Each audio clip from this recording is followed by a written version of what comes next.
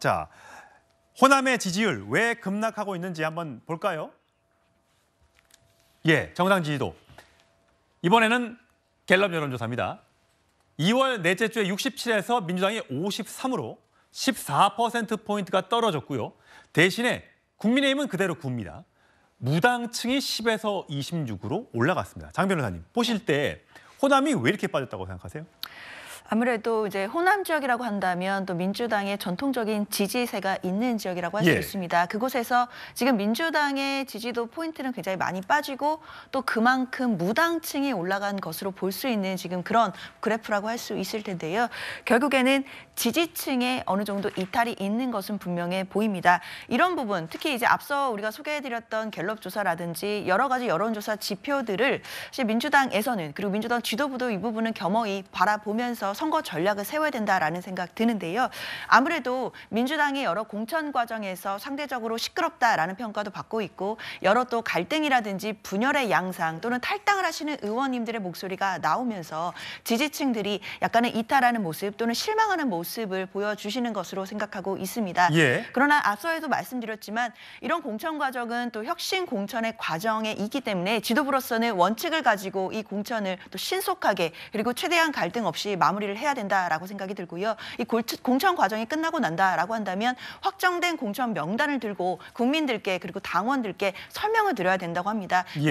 그때 가서 봤을 때 민주당이 그동안 공천 과정에서 시끄러웠었던 이유가 이렇게 나름대로 혁신을 하기 위한 몸부림이었구나. 이런 부분들을 국민들께 또 설득시키고 또 다가갈 수 있게 된다라고 한다면 또다시 단합의 모습을 보여드릴 수 있고 그렇게 된다라고 한다면 또다시 이탈하신 지지층들을 다시금 결집할 수 있는 계기는 마련해 볼 수 있겠다 생각하고 있습니다. 이 의원님, 이 무당층이 이렇게 갑자기 늘어난 건 어떻게 해석을 해야 되는 겁니까? 사실 이제 호남의 여론에 굉장히 민감합니다. 민감하게 이제 바뀌는데 저는 최근에 이 공천 과정에서 대부분 탈락하거나 하위를 받았던 이 국회의원들 보면 대부분 호남 출신들이에요. 자, 윤영찬 의원, 박용진 의원, 그다음에 이제 기동민 의원이라든지 사실은 지금 이 인재근 의원 지역에 이제 거기도 마찬가지지만 이렇게 탈락하는 대부분의 사람들이 대부분 다 호남 출신 차세대 리더들입니다.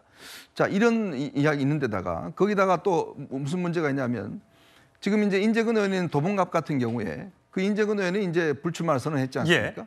근데 거기에 이제 새롭게 공천에 안규령 전 YTN 앵커 같은 경우는 또 경북 출신이에요. 자, 이러다 보니 호남 지역 같은 경우에 보면 아니 우리 지역 출신 차세대 리더들은 전부 다 컷오프 된다든지 불리하게 되고 그런 지역에 왜 영남 출신의 사람들을 꼽느냐. 이게 뭐 지역 정서 이런 게 있습니다만은 이제 그런 부분에 대한 어떤 이 반발 심리라든지 또 김대중 노무현, 특히 김대중 대통령의 어떤 뿌리가 있는 이 지역에서 서른 의원이 지금 공천에 탈락했죠. 사실 이제 김한정 의원도 마찬가지죠. 이렇게 이제 사실상 김대중 대통령의 뿌리가 있는 사람들이 공천에서 배제되는 이런 상황이 되다 보니 아마 호남 지역의 여론이 굉장히 안 좋게 나타나고 있는데 이 여론이 사실은 수도권에 있는 호남 출향민한테도 영향을 미칠 수 있기 때문에 굉장히 중요합니다. 또 호남 지역 분들이 서울에 많이 살기 때문에 서울에 많이 살고 계시기 때문에 서울 아까 지역에서의 그 많은 격차도 이것과도 연관이 있을 수 있다. 있죠. 이렇게 해석할 수 있겠군요. 자, 지금 저희가 잠시 전에 속보를 보전해드렸습니다만 한동훈 국민의힘 비대위원장과 민주당을 탈당한 김영주 의원이 잠시 후에 서울 종로의 모 식당에서 만나서 아마 입당 논의를 할 것 같습니다. 다음 주에 빠르면 다음 주에 입당식을 할 걸로 지금 알려지고 있는데 오늘 마지막 그 자리를 갖는 것 같습니다. 과연 김영주 의원이 국민의힘에 입당을 하게 될지 입당하면 어디로 나가 출마를 하게 될지 굉장히 관심인데 제가 화면이 들어오는 대로 다시 한번 현장을 연결해서 그 그림을 좀 보여드리도록 하겠습니다. 자, 사실 호남에 공을 들이고 있는 지역은 이낙연 대표가 공동대표로 있는 새로운 미래죠. 새로운 미래에서 자, 호남 인사들, 공천을 못 받은 인사들, 또 친문계 인사들 다 와라. 우리가 다 받아들이겠다라고 얘기를 하고 있습니다. 지금 과거 친노, 원조 친노로 불렸던 조기숙 전 의원이 새로운 미래 공관위원장으로 왔습니다. 와서 이재명 대표의 공천 과정에 대해서 이렇게 비판했습니다. 들어보시죠. 선당 후사의 개념이 전혀 없는 이재명 대표를 보면서 이분이 어떻게 성남시장에서 경기도지사에서 이렇게 비주류로서 성공해 왔는지를 보면은 철저히 생존 본능으로 움직인다는 거예요. 정적이 될 만한 사람 다 컷오프하고 그다음에 이제 자기 친명을 심을 거다. 비록 피하더라도 저는 이재명 대표는 이 총선에 패할 결심을 오래전에 했다고 봐요. 패하더라도 내 사람을 심어야겠다. 믿을 만한 사람을 심어야겠다라는 결심을 했다고 봤기 때문에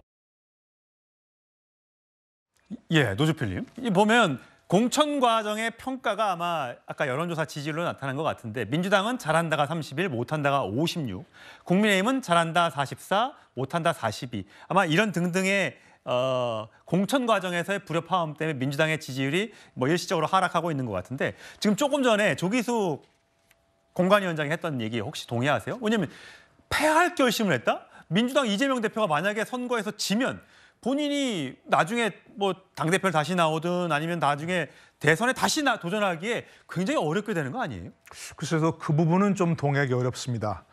이재명 대표가 패할 결심을 했다기보다는 이렇게도 이길 것이다라는 희망을 갖고 있다고 생각합니다. 왜냐하면 지금 계속 그 내부에서 나오는 얘기들이 이재명 대표도 그렇고 박범계 선관위원장도 신임 선관위원장이죠.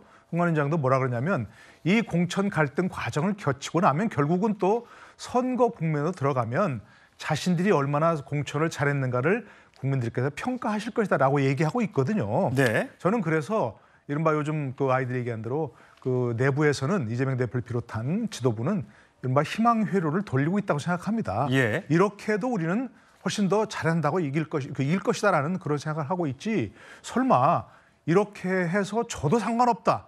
이렇게 하진 않을 거예요, 생각은. 예. 근데 지금 말씀하신 대로 엄혹한 현실은 뭐냐면 만약에 이재명 대표가 민주당이 총선에 패배하면 당장 첫 번째 나오는 얘기 총선 책임론입니다.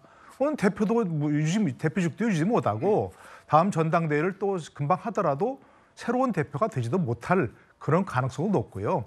그렇게 되면 결국은 대선 주자도 아마 꿈도 물거품으로 끝날 것이라고 생각하는데 그 결과는 두고 봐야죠. 왜냐하면 정말로 선거라는 것은 절대평가가 아니고 상대평가 아니겠습니까? 예. 내가 잘해도 상대가 더 잘하면 내가 지는 거고 내가 못해도 상대가 더 못하면 내가 이기는 게 선거거든요. 지금 저런 상황이 바로 그런 걸 생각합니다.